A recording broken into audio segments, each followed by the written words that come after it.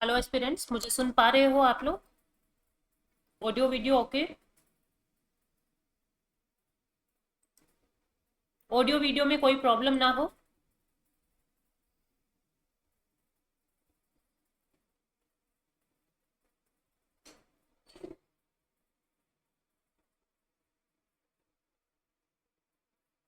Very good evening सरिता। आवाज बता दीजिए सरिता, आ रही है ना आप लोगों को?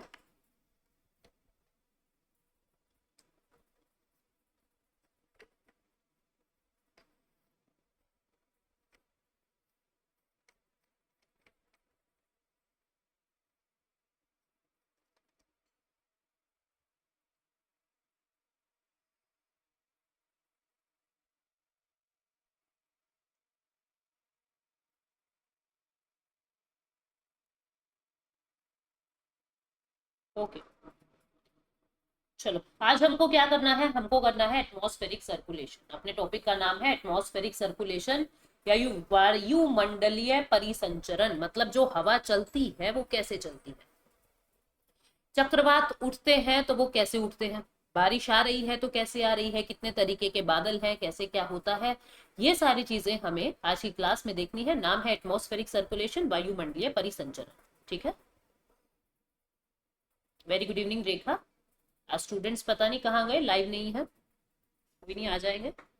तो अब देखो, मैंने आपको क्या बताया था कि वही चीजें आपको फिर से रिकॉल मैं करवा रही हूँ हर क्लास में, कि जितना ज्यादा टेम्परेचर ज्यादा होगा, एयर के पार्टिकल्स उतने हल्के होंगे।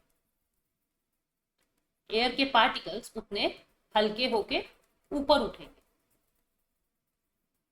ऊपर उठेंगे। यानी मैं कह दूं एक्सपैंड करेंगे। ठीक है, विस्तृत करेंगे, विस्तार करेंगे, एक्सपैंड करेंगे, विस्तार करेंगे। एयर के पार्टिकल्स हल्के होके ऊपर उठेंगे। जितना ज्यादा टेम्परेचर होगा और जितना कम टेम्परेचर होगा, एयर के पार्टिकल्स भारी होके नीचे बैठ जाएंगे, नीचे बैठ जाएंगे। ठीक है। और यानी उनमें कॉन्ट्रैक्शन होगा, यानी उनमें संकुचन होगा। ठीक है, संकुचन मतलब वो चिपक जाएंगे एक दूसरे के। तो यही बातें यहां पे बताई हुई है। क्या बताई हुई है? कहता है कि वायु गर्म होने पर फैलती है, हमने अभी अभी देखा, यही बात हम देखते आ रहे हैं कब से। और ठंडी होने पे संकुचित हो जाती है, जिसके कारण प्रेशर बदल जाता है। अब मुझे जल्दी बताओ, जब हवा यहां पे यानी ए नंबर पोजीशन पे प्रेशर हाई होगा या लो होगा?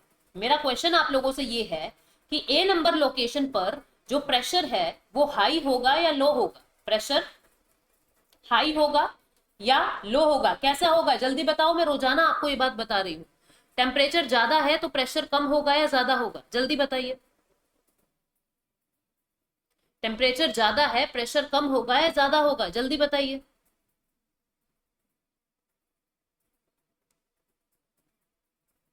हमने देखा था टेम्परेचर ज्यादा है तो प्रेशर जो है वो लो होगा, यानी लो होगा। अब इसके कारण क्या होता है, यहाँ पे लो प्रेशर है और यहाँ पे हाई प्रेशर है। यानी ये क्या हो रहा है, वायुमंडलीय दाब में भिन्नता ला रहा है, यानी एटमॉस्फेरिक प्रेशर के अंदर डिफरेंसेस ला रहा है। ठीक है, यानी वायुमंडलीय दाब में भिन्नता ला रहा है, वेरिएशन ला रहा है। ठीक है, हवा को उच्च दबाव से निम्न दबाव की ओर ले जाता है। हमने ये भी पढ़ा था कि एयर जो है वो हमेशा हाई प्रेशर से लो प्रेशर पे जाएगी, हमने बात पढ़ी थी। क्योंकि झूले का एग्जाम्पल मैं हर बार आपको देती हूँ कि हम लोग इस तरीके से ऊपर झूलते हैं और जब हम इस तरीके से फिसलते हैं ऊपर से नीचे की ओर, तो हवा भी हमेशा हाई प्रेशर से लो प्रेशर की तरफ चलती है। ठीक है, हवा भी हमेशा हाई प्रेशर से लो प्रेशर की तरफ चलती है। ठीक है, बहुत बढ़िया, बहुत बढ़िया, बहुत बढ़िया, वेरी गुड। रिस्पॉन्ड कर रहे हो, मजा आता है, मुझे समझ आता है कि तुम्हें समझ आ रहा है और उसमें बड़ा सुकून मिलता है मुझे। देखो, यह भी निर्धारित है हवा कब ऊपर उठेगी, कब नीचे जाएगी। ठीक है, कैसे बादल बनेंगे, सब कुछ पहले से ही डिसाइड है कि कब क्या होगा। इसीलिए मौसम वैज्ञानिक पहले ही बता देते हैं बारिश आएगी या नहीं आएगी। अब एटमॉस्फेरिक प्रेशर क्या कह रहा है? देखो, आप भी अपने जिस रूम में बैठे हो, जिस चेयर पे बैठे हो, जहां पे भी, सोफे पे, बेड पे, तुम जहां भी बैठे हो, आपके ऊपर बहुत सारी एयर है, आपके ऊपर बहुत सारी हवा है।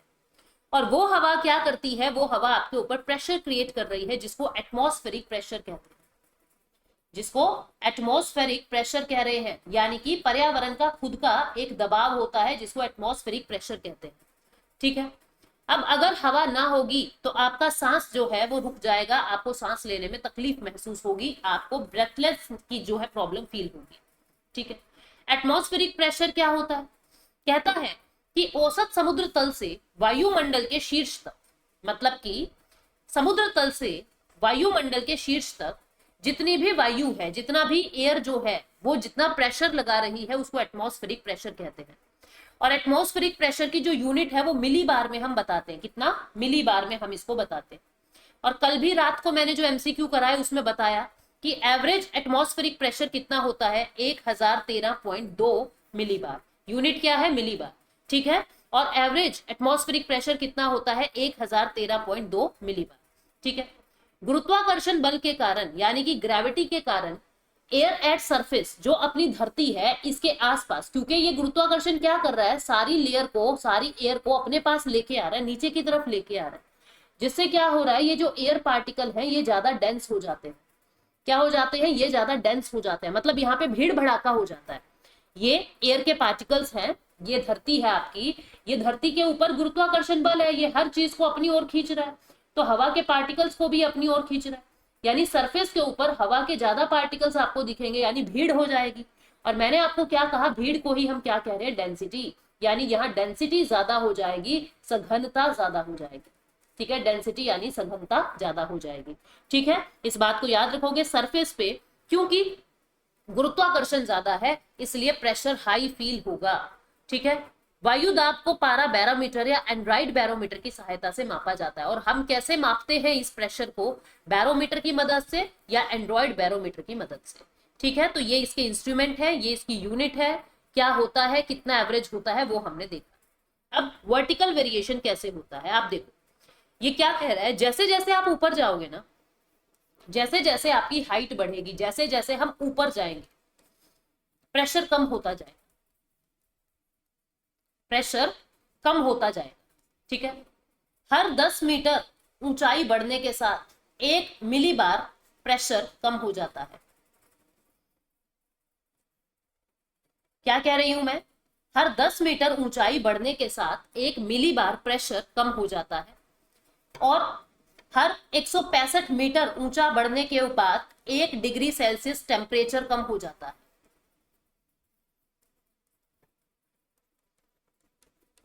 मैंने क्या बताया आपको? 10 मीटर हाइट बढ़ने पर 1 मिली बार प्रेशर कम हो जाता है। जैसे मान लीजिए यहां पे प्रेशर है, मान लीजिए 1013.2 मिली बार। ठीक है, हम 10 मीटर ऊपर चले गए तो 1 मिली बार कम हो जाएगा। तो इससे क्या हो रहा है? आपको क्या पता लग रहा है कि जैसे जैसे हाइट बढ़ती है प्रेशर कम होता है, जैसे जैसे हाइट बढ़ती है प्रेशर कम होता है। यहाँ पे यही सब चीज लिखी हुई है कि ऊंचाई में प्रत्येक 10 मीटर की वृद्धि के लिए कमी लगभग 1 MB 1 मिली बार की हो जाती है। ठीक है, ये एक ही दर से नहीं घटता कि हर 10 मीटर पे 1 मिली बार कम हो, ऐसा जरूरी नहीं है, पर यह जरूरी है जैसे जैसे आप ऊपर जाते हो वैसे वैसे आपका प्रेशर कम होता रहता है। आप कभी भी देख लेना, धरती के ऊपर क्या हो रहा है, जैसे ये मानव का शरीर है। ठीक है, ये मानव का शरीर है, और मानव के शरीर में क्या हो रहा है? अंदर बहुत सारे सेल्स हैं। ठीक है, अंदर बहुत सारे सेल्स हैं, बहुत सारी कोशिकाएं हैं। अब ये कोशिका बाहर की तरफ प्रेशर लगा रही है, और एटमॉस्फेरिक प्रेशर अंदर की तरफ प्रेशर लगा रहा है। जो एटमॉस्फेरिक प्रेशर है वो अंदर की तरफ दबाव लगा रहा है, और ये जो कोशिकाएं हैं ये बाहर की तरफ दबाव लगा रहे हैं, दोनों बैलेंस हो जाते हैं। अब मान लीजिए आप ऊपर ऊंचाई पे चढ़ते जा रहे हो, आप पहाड़ चढ़ रहे हो, चढ़ रहे हो, चढ़ रहे हो। अब ऊपर क्या होगा? एटमॉस्फेरिक प्रेशर तो कम हो रहा है, ये वाला प्रेशर कम हो रहा है, लेकिन हमारी बॉडी के सेल्स उतना ही प्रेशर लगा रहे हैं जितना पहले लगा रहे थे। तो इससे क्या होगा? अपने सेल्स फट जाएंगे, और आपको ऐसे देखते हैं ना, नक्सीरी आ जाती है, नाक से खून बहने लगता है। ठीक है, चक्कर आ रहे हैं, वॉमिटिंग हो रही है, जी घबरा रहा है ऊंचाई पे जाने से, तो वो इसी कारण होता है। जो प्रेशर है, एटमॉस्फेरिक प्रेशर तो हो गया कम, एटमॉस्फेरिक प्रेशर तो हो गया कम, लेकिन बॉडी अपने आप में वही प्रेशर लगा रही है जो धरती पर लगा रही थी, जिससे जो सेल्स हैं वो बर्स्ट हो जाते हैं। ठीक है, और इसी कारण कहा जाता है कि आपको अपना ऑक्सीजन सिलेंडर वगैरह कैरी करके जाना चाहिए। अभी क्या कह रहा है? सी लेवल पे कितना प्रेशर है? 1013.25 मिली बार, और यहाँ पे टेम्परेचर है 15.2 डिग्री सेल्सियस। फिर 1 किलोमीटर ऊपर गए तो इतना ये हो गया, ठीक है, और टेम्परेचर इतना हो गया। 5 किलोमीटर ऊपर गए तो इतना प्रेशर हो गया, इतना टेम्परेचर हो गया। 10 किलोमीटर ऊपर गए इतना प्रेशर हो गया, इतना टेम्परेचर हो गया। तो आपसे सिर्फ यही पूछेंगे कि सी लेवल पर कितना है, एवरेज क्या है, तो आपको ये पॉइंट याद रखना है, 1013.25 मिलीबार, ठीक है। अब देखो क्या कहता है, कहता है हवा ना आपको ऐसे चलती हुई कभी नहीं लगती, कि हवा इस तरीके से चल रही है, कभी नहीं लगती, या इस तरीके से आपको कभी नहीं, हवा हमेशा इस तरीके से बहती हुई लगती है। उसका कारण क्या है? जबकि इस तरीके से फोर्स ज्यादा होता है, लेकिन हमको ये लगता है कि हवा ऐसे चल रही है, हॉरिजॉन्टली चल रही है, वर्टिकल नहीं चल रही। उसका कारण क्या होता है स्टूडेंट्स? उसका कारण ये होता है कि आमतौर पर जैसे हवा को ऊपर खींचा गया तो गुरुत्वाकर्षण बल उसको फिर से नीचे खींच लेता है, इसका इफेक्ट गुरुत्वाकर्षण बल खत्म कर देता है। लेकिन जब हवाएं हॉरिजॉन्टली चल रही है, इस तरीके से बह रही है, तो गुरुत्वाकर्षण बल उनको परेशान नहीं करता, और हमको यही लगता है कि हवा जो है वो हॉरिजॉन्टली चल रही है, वर्टिकली नहीं चल रही। हवा हॉरिजॉन्टली चल रही है, वर्टिकली नहीं चल रही, ठीक है। ये बात यहां तक किसी को दिक्कत है तो पूछ लीजिए, किसी को भी यहां तक दिक्कत है तो पूछ लीजिए जल्दी से।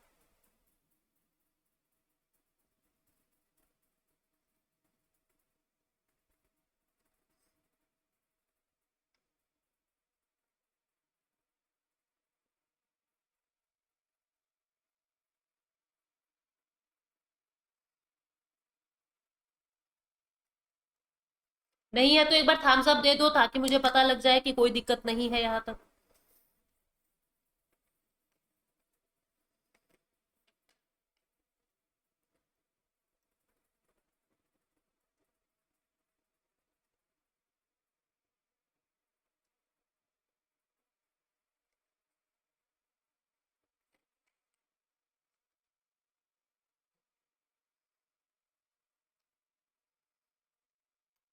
चलो अभी आगे बढ़ते हैं। क्या कह रहा है ये कि मैंने आपको कल एक बात बताई थी, आइसोबार। मैंने आपको कल बताया था कि आइसोबार क्या होता है। आइसोबार क्या होता है मैंने आपको कल बताया है, समदाबीय रेखाएं क्या होती है।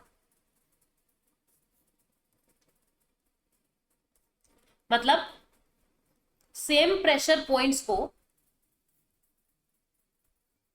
कनेक्ट करने वाली रेखाएं, कनेक्ट करने वाली रेखाएं, ठीक है। सेम प्रेशर पॉइंट्स को कनेक्ट करने वाली रेखाएं क्या कहलाती है? आइसोबार कहलाती है। फॉर एग्जाम्पल आप समझना बात को, जैसे यहां पे भी 10 मिली बार है, यहां पे भी 10 मिली बार है, यहां पे भी 10 मिली बार है, ठीक है, ये भी 10 मिली बार है, 10 मिली बार है, यहां भी और यहां भी। तो जो ये लाइन बनेगी ये क्या है? ये एक आइसोबार है। फिर यहाँ पे भी जैसे मान लीजिए 20 मिली बार की सारी लाइंस आपस में जुड़ रही है, 20 मिली बार, 20 मिली बार, ठीक है, ये सारी आपस में जुड़ रही है 20 मिली बार, ठीक, समझ गए। अब देखो अंदर की तरफ क्या हो रहा है, प्रेशर लो हो रहा है, बाहर 20 है, अंदर 10 है, फिर मान लीजिए 5 की लाइन बनी हुई है, तो इसको क्या कहेंगे? ये लो प्रेशर सिस्टम है। ये क्या है? लो प्रेशर सिस्टम है। मतलब जो आइसोबार के बीच में अगर प्रेशर लो है तो उसको लो प्रेशर सिस्टम कहेंगे, और अगर प्रेशर हाई है, भाई मान लीजिए ये तो है 50 मिली बार वाली लाइन, ठीक है, ये है 10 मिली बार वाली लाइन, ये है मान लीजिए 5 मिली बार वाली लाइन, ठीक है, तो इसको हम क्या कहेंगे? ये हाई प्रेशर सिस्टम है। ये क्या है? ये हाई प्रेशर सिस्टम है। समझ गए? लो प्रेशर सिस्टम या हाई प्रेशर सिस्टम क्या होता है, और समदाबीय रेखाएं क्या होती है। यहां तक समझ गए ना चीजों को? ठीक है, ओके, वेरी गुड। तो लो प्रेशर सिस्टम क्या है वो हमने जाना, यानी कि निम्न दबाव प्रणाली क्या है और उच्च दबाव प्रणाली क्या है। सबसे कम दबाव, ठीक है, सबसे कम दबाव जो है वो केंद्र में होता है, और उच्च दबाव में केंद्र में उच्चतम दबाव होता है। तो इस तरीके से हमने देखा लो प्रेशर सिस्टम या हाई प्रेशर सिस्टम क्या होता है। अब क्या कहता है ये? World distribution of sea level pressure, समुद्र तल दबाव का विश्व में वितरण कैसे होता है। देखो भूमध्य रेखा के निकट समुद्र तल का दबाव कम होता है, इसे भूमध्य इक्वेटोरियल लो के नाम से जानते हैं। अब ये ना बहुत आसान है, और आप चीजों के लॉजिक को समझना। रेडी हो? यहां तक किसी को कुछ नहीं पूछना ना, यहां तक किसी को कुछ नहीं पूछना। अब चीजें बहुत गहराई में चल रही है। दिमाग को बिल्कुल खुला रखोगे, कोई भी डाउट आता है पूछ लेना मुझसे। चीजों को मैं समय समय पे पूछती चल रही हूँ, हर 5 मिनट के बाद की डाउट पूछ लो, ताकि टॉपिक के एंड में ये ना कहो प्लीज रिपीट, ठीक है? क्योंकि फिर पूरा टाइम वेस्ट हो जाता है यार मेरा। तो इसीलिए मैं टाइम टाइम से आपसे पूछती चल रही हूँ कि कोई दिक्कत हो तो साथ में ही बता दो। अभी तक कोई दिक्कत नहीं होगी। हमने पढ़ा क्या है अभी तक, मैं आपको रिवाइज भी करवा दूं। मैंने आपको ये बताया कि टेम्परेचर ज्यादा है तो प्रेशर लो है, टेम्परेचर कम है तो प्रेशर हाई है, ठीक है? ये चीजें हमने की, करते ही आ रहे हैं। ग्रेविटी की वजह से सरफेस पर डेंसिटी ज्यादा रहती है, सघनता ज्यादा रहती है, ठीक है? हर 10 मीटर ऊपर जाने से 1 मिलीबार प्रेशर कम हो जाता है। एवरेज प्रेशर 1013.2 मिलीबार रहता है। और ये बातें मैंने आपको बताई कि जो वर्टिकल प्रेशर लगता है हवा का, वो गुरुत्वाकर्षण बल कैंसिल कर देता है, इसलिए हॉरिजॉन्टल हमको हवा बहती दिखती है, ठीक है? तो ये चीजें हमने जानी। फिर हमने ये देखा लो प्रेशर सिस्टम और हाई प्रेशर सिस्टम क्या होता है। अब बढ़ते हैं हम आगे। अब very very very important point देखिए। अब ये अपनी अर्थ है।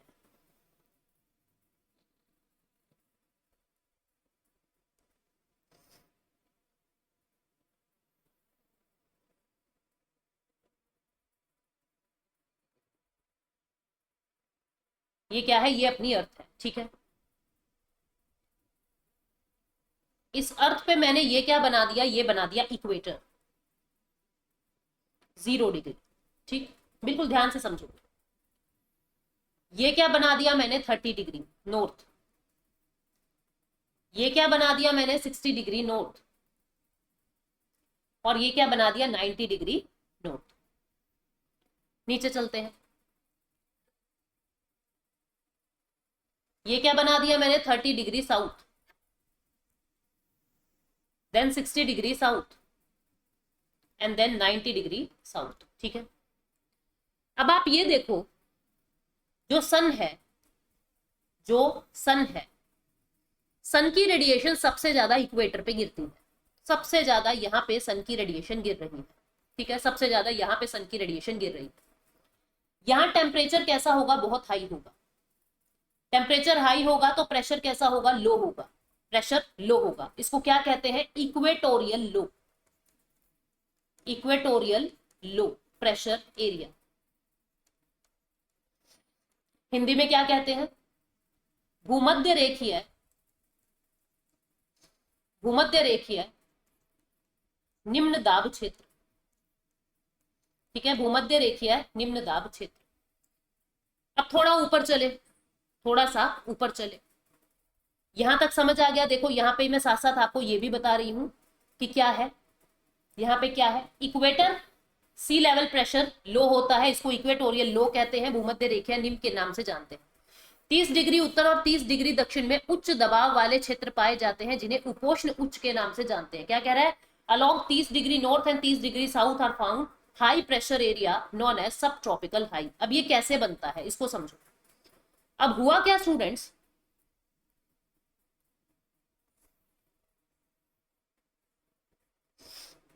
अब होता क्या है समझना। देखो यहां से जो हवा है वो हल्की हो गई, एयर के पार्टिकल्स हल्के हो गए और ये ऊपर उठने लगे। एयर के पार्टिकल्स हल्के होके ऊपर उठने लगे हैं, यानी यहां क्या हो गया? यहां हो गया लो प्रेशर और यहां क्या हो गया? High pressure. अब एक पॉइंट को याद रखना, जब कभी भी हाई प्रेशर होगा, जब कभी भी हाई प्रेशर होगा तो हवा हवा फैलेगी, हवा फैलेगी, ठीक है? हवा फैलेगी, यानी वो जो पार्टिकल्स हैं। और जब कभी भी लो प्रेशर होगा, उस लो प्रेशर कब होगा? इस बात को समझना, लो प्रेशर कब होगा? जब वहां पे रिक्तता आ गई। भाई मैंने आपको क्या बताया था? लो प्रेशर कब होएगा? जब हवा के पार्टिकल ऊपर उठ गए, यानी यहाँ पे खालीपन आ गया। अब इस खालीपन को भरने के लिए आसपास के पार्टिकल्स आ जाएंगे ना यहाँ पे।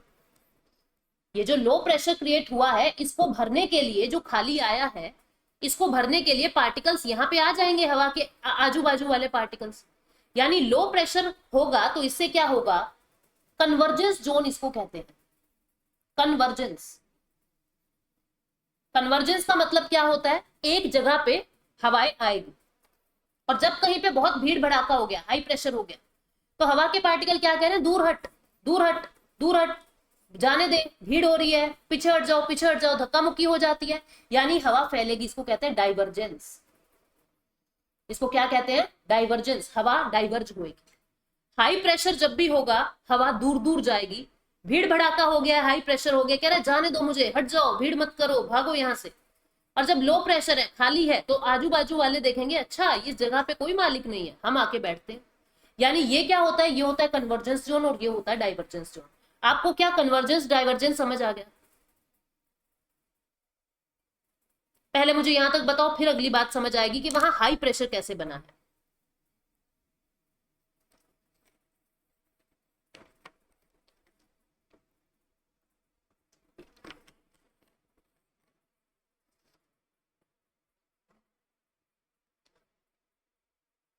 जल्दी बोलो।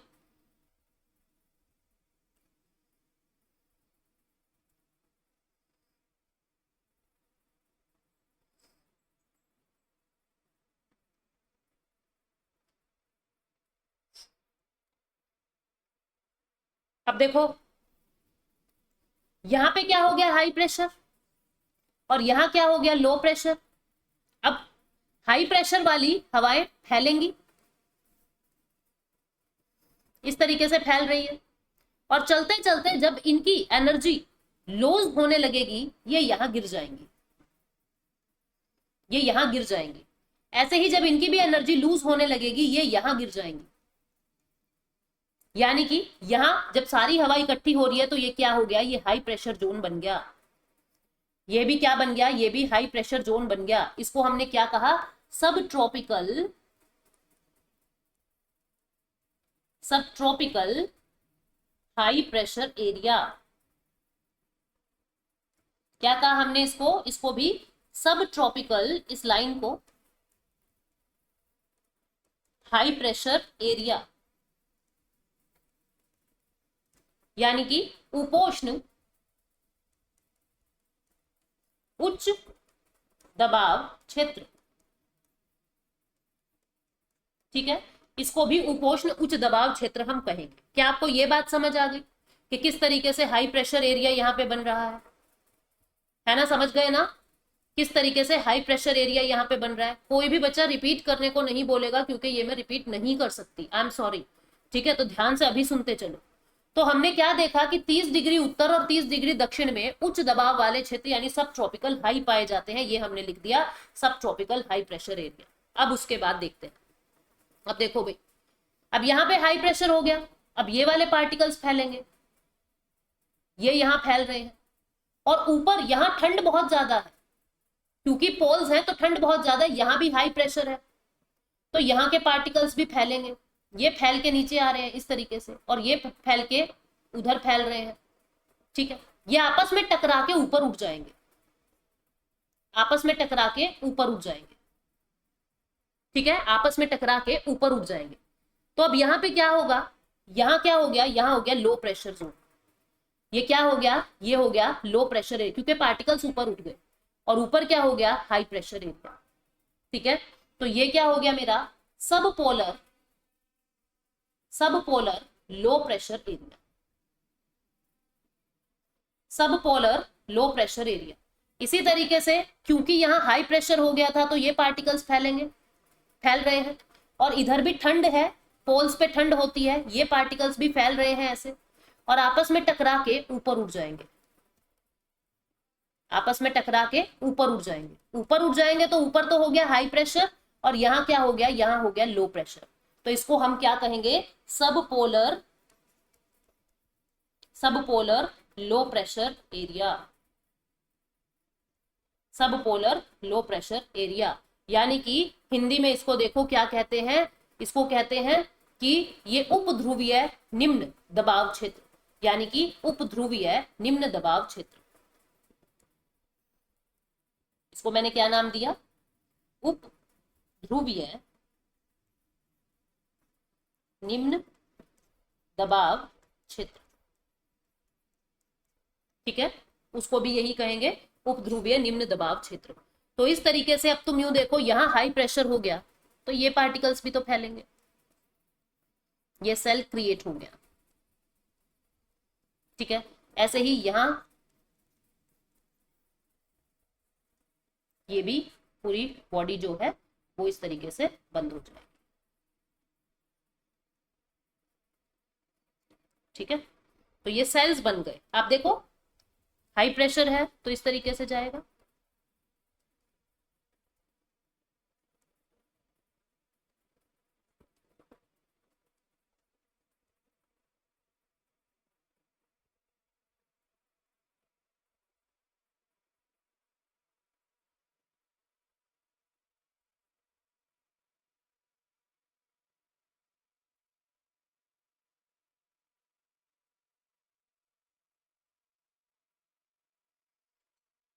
ठीक है, इस तरीके से। अब तुम यूं देखो, ये अलग अलग आपको सेल्स बने हुए दिख गए। यहां तक किसी को डाउट है क्या? यहां तक किसी को डाउट है तो बता दीजिए। किसी को भी डाउट है बता दीजिए।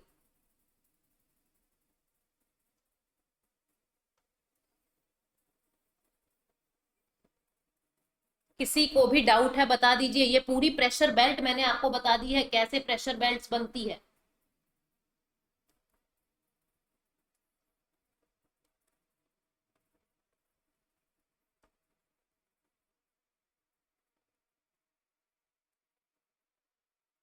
दबाव क्षेत्र धरती पे कैसे बनते हैं ये मैंने आपको बता दिया।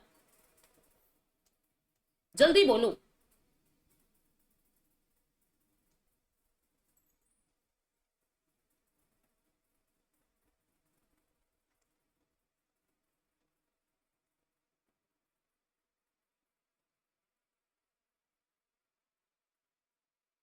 से यस और नो ईमानदारी से।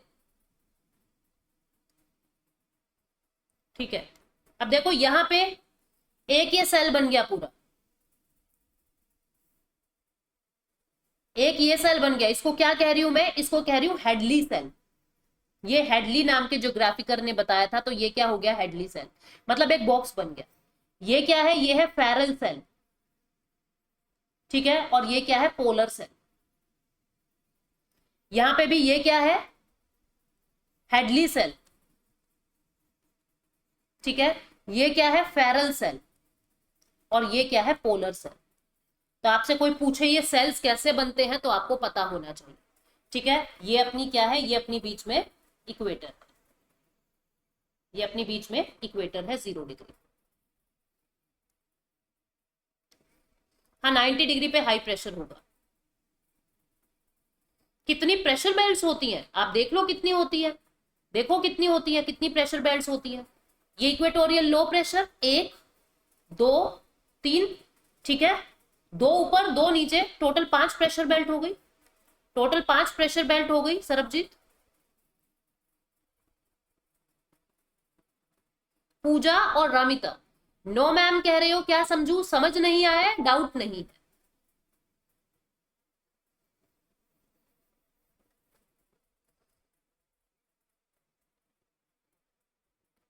यही आपकी बुक में सिर्फ लाइंस में दे रखा है, तो आपको पता होना चाहिए। ठीक है, ये नोट करना है कि जो पोल्स के पास प्रेशर हाई होता है इसलिए उसको पोलर हाई कहते हैं। ठीक है, और ये सूर्य की स्पष्ट गति के साथ दोलन करती रहती है। सूर्य जैसे जैसे ऊपर नीचे होगा ये प्रेशर बेल्ट्स मूव करती है, क्योंकि अगर सूर्य यहाँ है तो यहाँ लो प्रेशर बनेगा, अगर सूर्य यहाँ है तो यहाँ लो प्रेशर बनेगा। ये जो बेल्ट्स हैं ये सूर्य के साथ ऊपर नीचे मूव करती रहती है। ठीक है, इस बात को याद रखना, ये फिक्स नहीं होती है, ये ऊपर नीचे मूव। भाई आज आपको सब ट्रॉपिकल या इक्वेटोरियल लो यहाँ दिख रहा है, हो सकता है कुछ कुछ टाइम बाद यहाँ दिखने लग जाए। आज सब ट्रॉपिकल यहाँ दिख रहा है, हो सकता है कुछ टाइम बाद यहाँ दिखने लग जाए।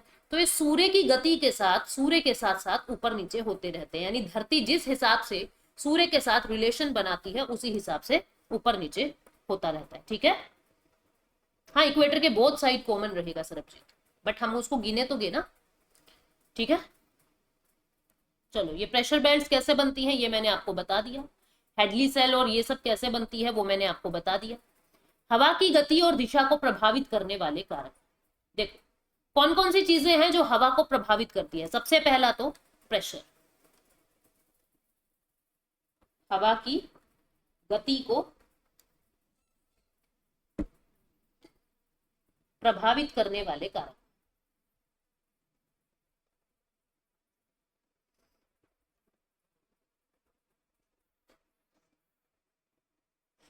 अब देखो तुम, सबसे पहले तो प्रेशर, एक पॉइंट ये है, एक पॉइंट ये है, ठीक है, इसका नाम है ए, इसका नाम है बी। यहाँ पे एक केस है, इसका नाम है ए डैश, इसका नाम है बी डैश। यहाँ पे है 15 मिली बार और यहाँ पे है 2 मिली बार, यहाँ है 10 मिली बार और यहाँ है 8 मिली बार, ठीक है। यहाँ हाई प्रेशर, ये लो प्रेशर, ये भी हाई प्रेशर, ये लो प्रेशर। हमने देखा हवा हमेशा हाई प्रेशर से लो प्रेशर की तरफ चलती है, हवा हमेशा हाई प्रेशर से लो प्रेशर की तरफ चलती है, ये चलेगी, और यहां भी हवा ऐसे चलेगी। पर कौन सी हवा तेज होगी? हवा फर्स्ट केस में तेज होगी या हवा सेकंड केस में तेज होगी? आपको आंसर करना है, हवा तेज कहां चलेगी, फर्स्ट केस में या सेकंड केस में? जल्दी बताएं, कहां हवा चलेगी? हवा फर्स्ट केस में तेज चलेगी या सेकंड केस में तेज चलेगी? तो हमें पता है, देखो यहां हवा तेज चलेगी, यहां हवा धीरे होगी। उसकी वजह क्या है स्टूडेंट्स, उसको समझो। यहां पे हो क्या रहा है स्टूडेंट्स, यहां पे प्रेशर का डिफरेंस बहुत ज्यादा है, यानी प्रेशर ग्रेडियंट फोर्स ज्यादा लग रहा है। इसको क्या कहते हैं? दाब प्रवणता, दाब प्रवणता बल। दाब प्रवणता क्या होती है? दो प्रेशर के बीच में डिफरेंस। दो प्रेशर के बीच में डिफरेंस जितना ज्यादा होगा, हवा उतनी तेज गति से चलेगी, हवा उतनी तेज गति से चलेगी। यहां प्रेशर में डिफरेंस कम है तो हवा धीरे चलेगी, यानी तेज हवा चलने के लिए प्रेशर का डिफरेंस भी ज्यादा होना चाहिए, ठीक है, प्रेशर का डिफरेंस भी ज्यादा होना चाहिए, ठीक है, वेरी गुड, ए में, ठीक है। अभी आगे बढ़ते हैं। तो सबसे पहला तो क्या है, किस चीज से इफेक्ट होती है? प्रेशर से। हाई प्रेशर से लो प्रेशर की तरफ हवा चलती है, उच्च दबाव से निम्न दबाव की ओर चलती है, ठीक है। अब जहां पे हवा को घर्षण महसूस होता है, फ्रिक्शन महसूस होता है, वहां पे वो धीमी हो जाती है।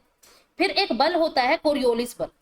एक बल कौन सा होता है? दूसरा जो फैक्टर होता है दैट इज कोरियोलिस बल।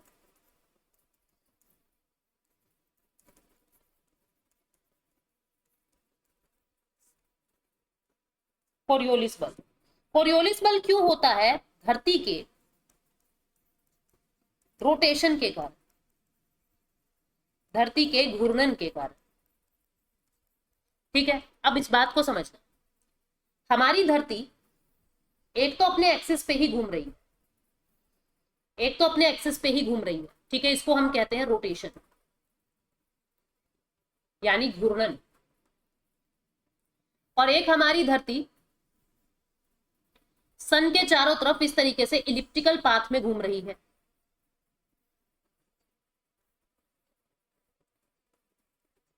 इसको क्या कहते हैं? इसको कहते हैं रिवोल्यूशन, परिभ्रमण, ठीक है। यह है घूर्णन, यह है परिभ्रमण। अब जो कोरियोलिस बल लगता है, कोरियोलिस बल जो लगता है वो घूर्णन के कारण लगता है, रोटेशन के कारण लगता है। ये कैसा बल होता है? ये ऐसा बल होता है जैसे ये 0 डिग्री इक्वेटर है, ऊपर वाले को नॉर्दर्न हेमिस्फीयर कह रहे हैं, उत्तरी गोलार्ध कह रहे हैं, नीचे वाले को साउदर्न हेमिस्फीयर कह रहे हैं, दक्षिणी गोलार्ध कह रहे हैं, ठीक है। ऊपर क्या है? ऊपर है उत्तरी गोलार्ध और नीचे क्या है? दक्षिणी गोलार्ध। ये क्या करता है कोरियोलिस बल, क्योंकि धरती घूम रही है, ये प्रत्येक चीज को उत्तरी गोलार्ध में क्लॉकवाइज घुमा देता है। कैसे? घड़ी की दिशा में क्लॉकवाइज घुमा देगा, और साउदर्न हेमिस्फीयर में हर चीज को एंटी क्लॉकवाइज घुमा देगा, घड़ी के विपरीत दिशा में।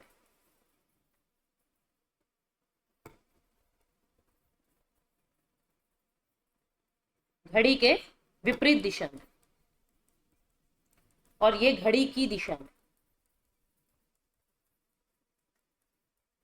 यही कोरियोलिस बल का काम होता है कि नॉर्दर्न हेमिस्फीयर में हर चीज को क्लॉकवाइज घुमा रहा है और साउदर्न हेमिस्फीयर में हर चीज को एंटी क्लॉकवाइज घुमा रहा है, एंटी क्लॉकवाइज घुमा रहा है, ठीक है,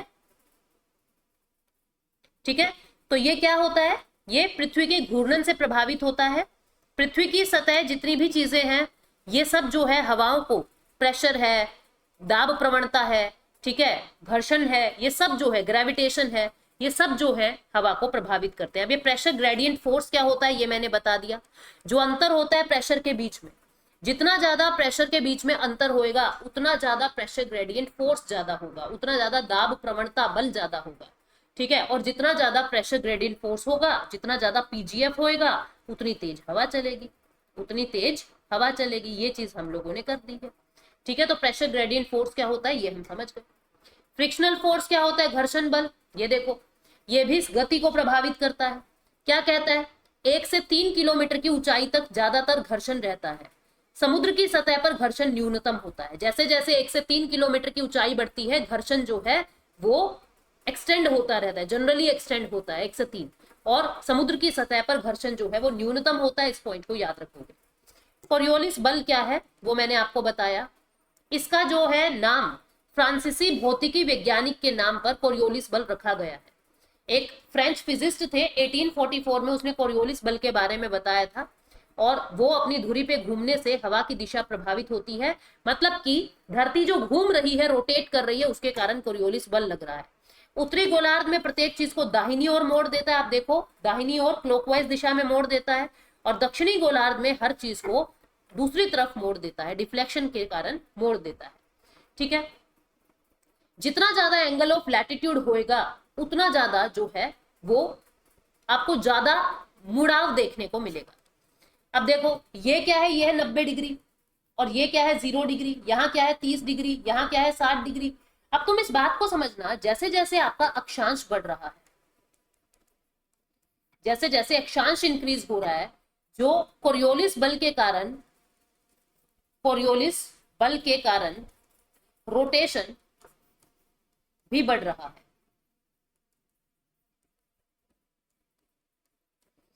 जैसे इक्वेटर पे आपको रोटेशन फील नहीं होगा, पोल्स पे आपको रोटेशन बहुत फील होगा किसी भी चीज का, क्योंकि अक्षांश बढ़ गया। जितना ज्यादा अक्षांश बढ़ता है ना, जितना ज्यादा अक्षांश बढ़ता है, उतना ज्यादा आपको ये जो चीजें घूम रही है ना, दाहिनी ओर बाहिनी ओर, वो ज्यादा फेस होगी, वो ज्यादा फील होगी। ठीक है, तो यहां तक किसी को कोई डाउट है क्या? यहां तक किसी को कोई डाउट है? पूछ लीजिए। ये सब बातें मैंने आपको बता दी है।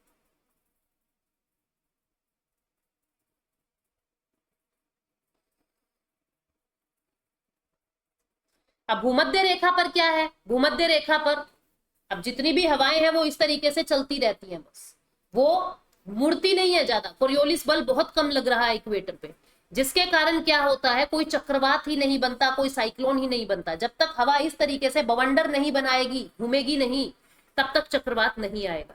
तो इक्वेटर पे कोरियोलिस बल लगता ही नहीं जो हवा को घुमा दे। इस कारण इक्वेटर के ऊपर ट्रॉपिकल साइक्लोन यानी कि उष्णकटिबंधीय चक्रवात नहीं बनते। इस बात को याद रखना, भूमध्य रेखा के निकट कभी भी आपको चक्रवात देखने को नहीं मिलेगा। ठीक है, कोई दिक्कत है क्या? कोई भी डाउट है तो बताइए।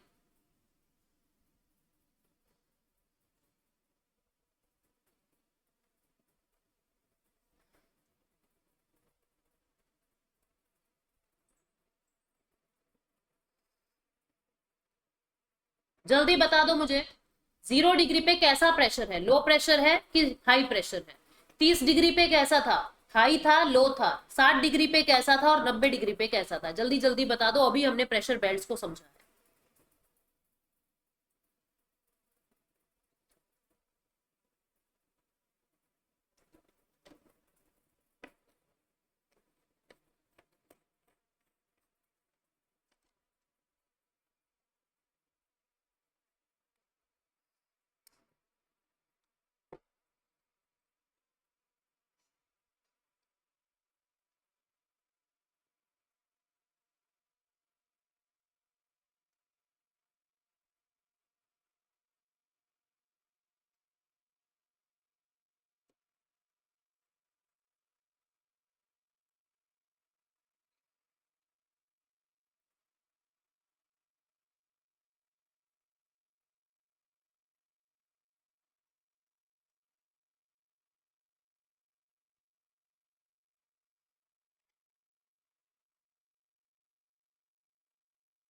पोल्स पर कोरियोलिस बल कम क्यों लगता है?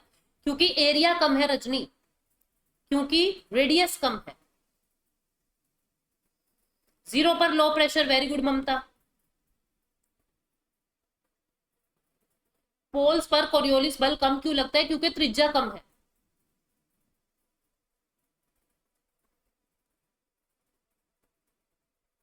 क्या हो गया? वीडियो स्ट्रक हो रही है क्या?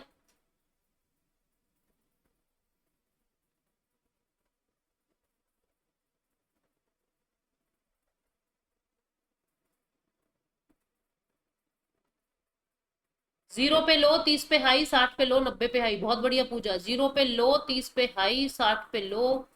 बहुत बढ़िया विजेता, बहुत अच्छा, बहुत अच्छा करमवीर। चलो, आपको सबसे मुश्किल चीज समझ आ गई है। पता है, सबसे मुश्किल चीज आपको समझ आ गई है। वीडियो स्ट्रक हो रही है क्या? एक बार बताना मुझे।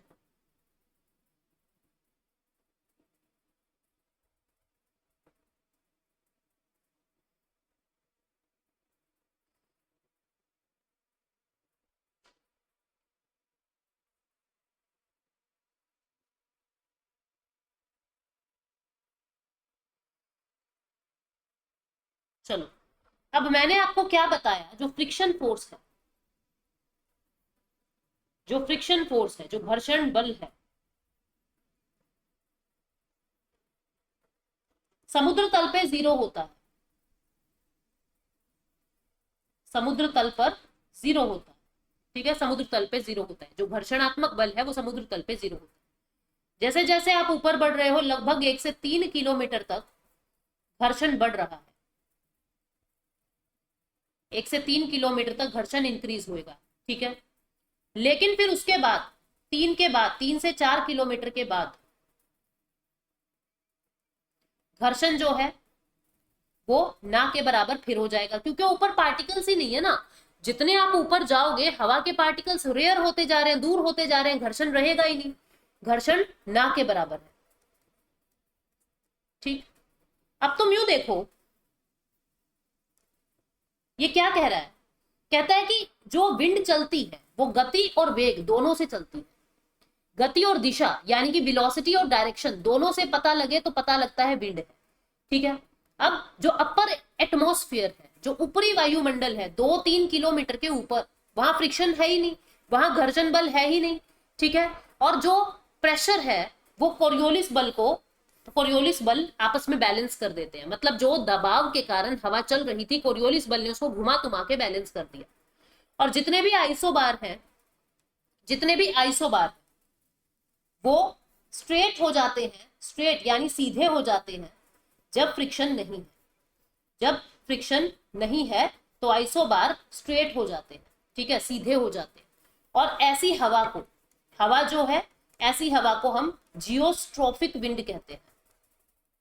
जियोस्ट्रोफिक विंड कहते हैं, भू आकृतिक हवा कहते हैं। ये चीज मुझे नहीं लगता कि कोई आपसे पूछेगा, बट फिर भी मैं कोशिश करती हूँ आपको समझाने की। देखिए, अब मैंने क्या कहा कि जहां पे फ्रिक्शन नहीं होगा, फ्रिक्शन कहां नहीं होगा? बहुत ऊंचाई पर, यानी अपर एटमॉस्फेयर में नहीं होगा। अपर एटमॉस्फेयर में नहीं होगा, 2-3 किलोमीटर के बाद नहीं होगा। ठीक है, वहां पे जितने भी आपके दबाव वाले क्षेत्र हैं उनको कोई छेड़ने वाला नहीं है। आइसोबार स्ट्रेट हो जाती है बिल्कुल, मतलब वो इस तरीके से हर जगह सेम प्रेशर जो है आपको देखने को मिल रहा है। आइसोबार बिल्कुल सीधी हो जाती है। और जो हवाएं चलती है उसको ही हम भू आकृतिक हवा, जियोस्ट्रोफिक विंड कहते हैं।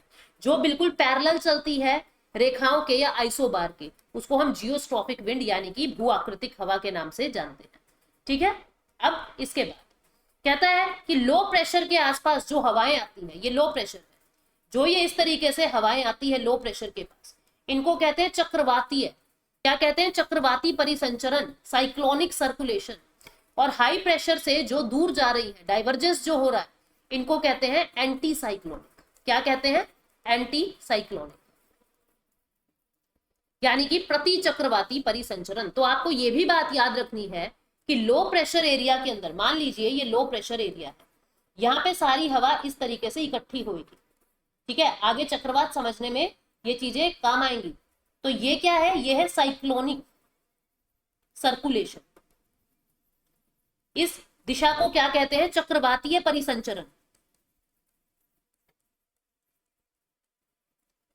ठीक है, और जहां हाई प्रेशर है वहां से हवा बाहर की तरफ जा रही है, डाइवर्जेंस हो रहा है। क्यों हो रहा है वो मैंने आपको बताया था, डेंसिटी बढ़ गई, भीड़ भड़ाका हो रहा है तो दूर दूर फेंका जा रहा है। इसको कहते हैं एंटी साइक्लोनिक। यानी प्रति चक्रवातीय परिसंचरण।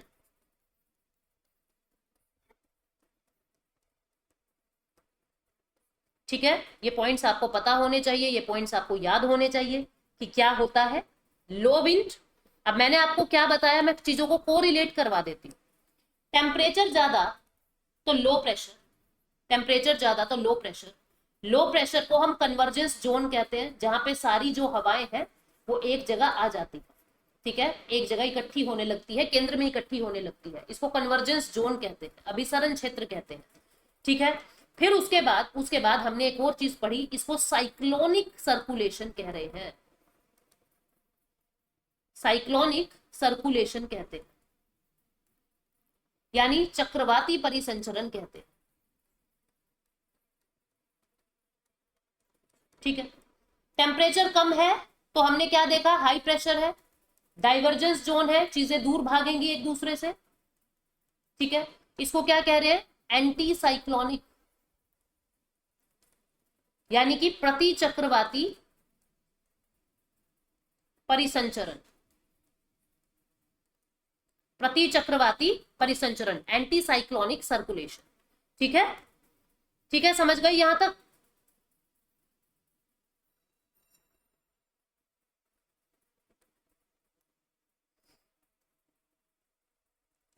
ये सब बातें मैंने आपको बता दी, कोरियोलिस बल क्या करता है, जियोस्ट्रोपिक विंड क्या होती है, ये सब मैंने आपको बता दी। ठीक, अब प्रेशर सिस्टम में मैंने आपको बताया, जब प्रेशर कंडीशन लो है सेंटर पे तो साइक्लोन है, यानी चक्रवाती परिसंचरण है। जब हाई है तो प्रति चक्रवाती है। ठीक है, समझ गए। एंटी नॉर्दर्न हेमिस्फीयर और साउदर्न हेमिस्फीयर के अंदर, नॉर्दर्न हेमिस्फीयर और साउदर्न हेमिस्फीयर के अंदर, अब ये चीजें आपको कुछ देर के बाद समझ आएगी कि मैं क्या कह रही हूँ।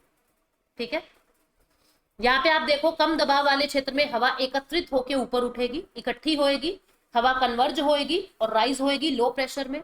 और हाई प्रेशर में हवा जो है वो सबसाइड होएगी और डाइवर्ज हो जाएगी, अलग हो जाएगी।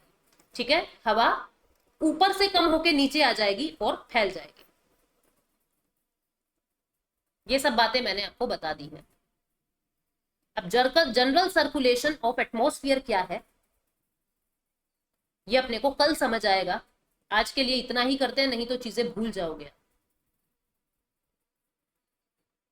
ठीक है, कल हवाएं कैसे चलती हैं ये मैं आपको समझा दूंगी। कुछ पूछना है पूछ लीजिए, हम इतना ही कर रहे हैं आज, क्योंकि कंसेप्ट्स हैं, ज्यादा करोगे दिमाग उलझ जाएगा और चीजें समझ आनी बंद हो जाएंगी।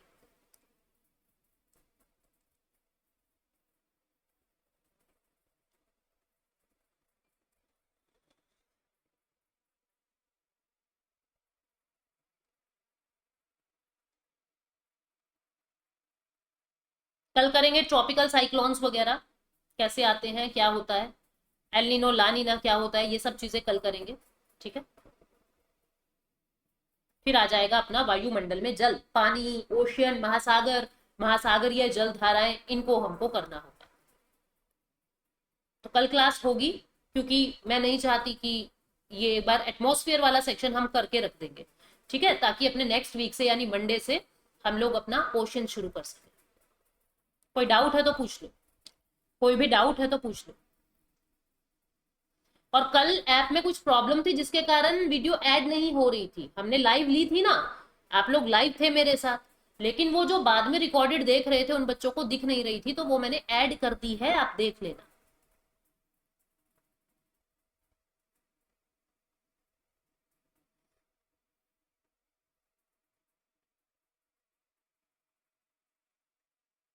हाँ जी सरिता, कल होगी, अगर कोई इशू हुआ तो मैं मैसेज कर दूंगी।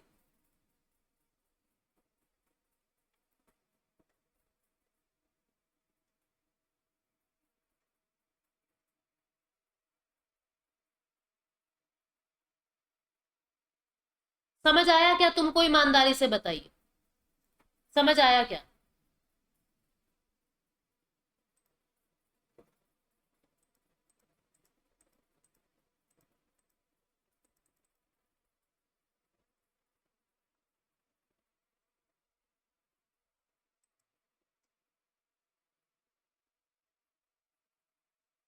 और रात को 9:15 बजे पॉलिटी के एमसीक्यू करेंगे। जरूर मिलना यूट्यूब पर।